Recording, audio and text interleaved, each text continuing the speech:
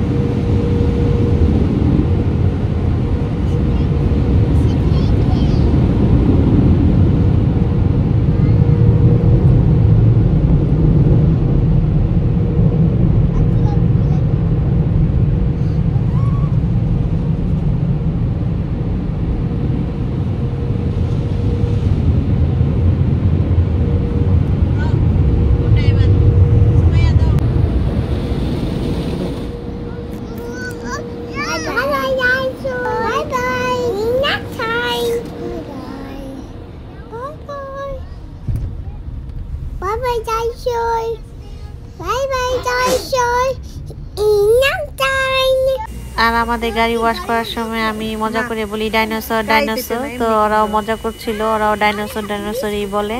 তো ছোট মেয়ে বলতেছিল bye bye dinosaur, see you next time. আমাদের গাড়ির বাইরের অংশ ক্লিন হয়ে গেছে, এখন আমরা আরেকটু ক্লিন করে নেব এবং ভিতরে যেই ময়লা আছে সেগুলো ক্লিন করে নেব। এখানে আমার মেয়েরাও কিন্তু তাদের বাবাকে হেল্প করছে।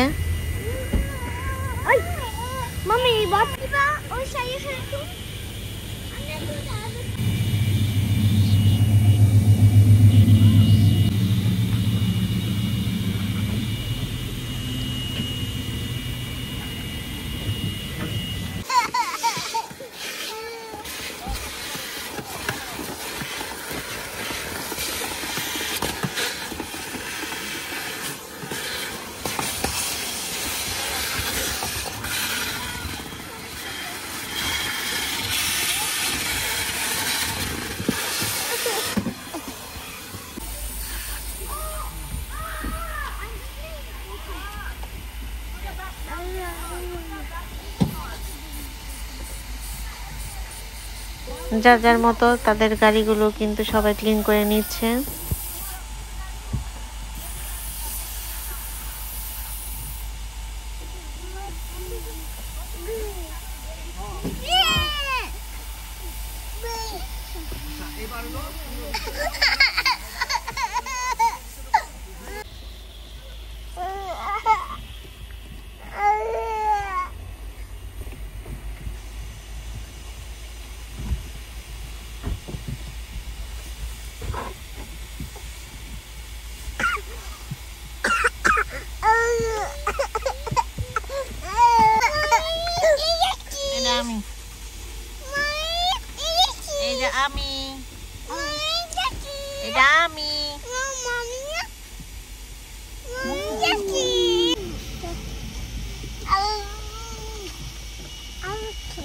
আর ইতিমধ্যে আমাদের গাড়িটিও কিন্তু ক্লিন হয়ে গেল।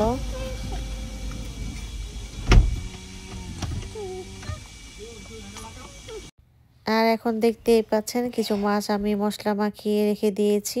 আর এটা হচ্ছে আমি কার ওয়াশ করার আগে এই কাজগুলো করেছিলাম। তো আগে আমি আমাদের গাড়ি কিভাবে ক্লিন হয় সেটা আপনাদের সাথে শেয়ার করেছি। এরপর হচ্ছে মাছ আমি রান্না করব, সেই ভিডিওটুকু আমি আপনাদের সাথে শেয়ার করছি।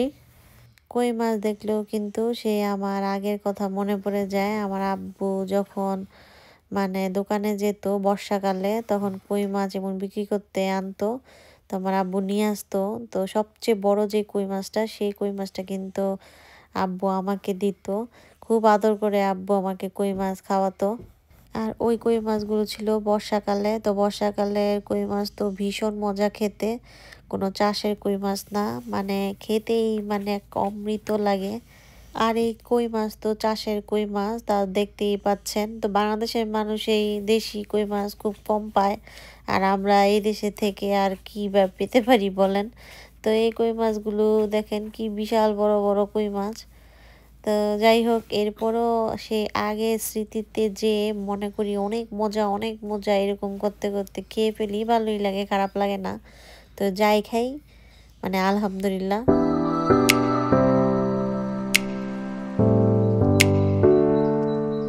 আমার কই মাছ রান্না শেষ, আর এখন সন্ধ্যার মতো হয়ে গেছে।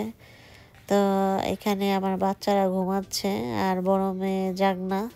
এরকম সন্ধ্যাবেলা কেউই ঘুমায় না, তো আজকে ওরা হঠাৎ করে ঘুমিয়ে গেছে। তো একটু পরে ঘুম থেকে উঠেই কিন্তু আমরা কার ওয়াশ করতে গিয়েছিলাম।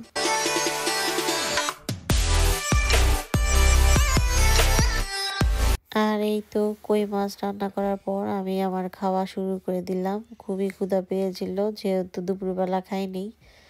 এখন কই মাছ দিয়ে একদম ভাত খেয়ে নেব।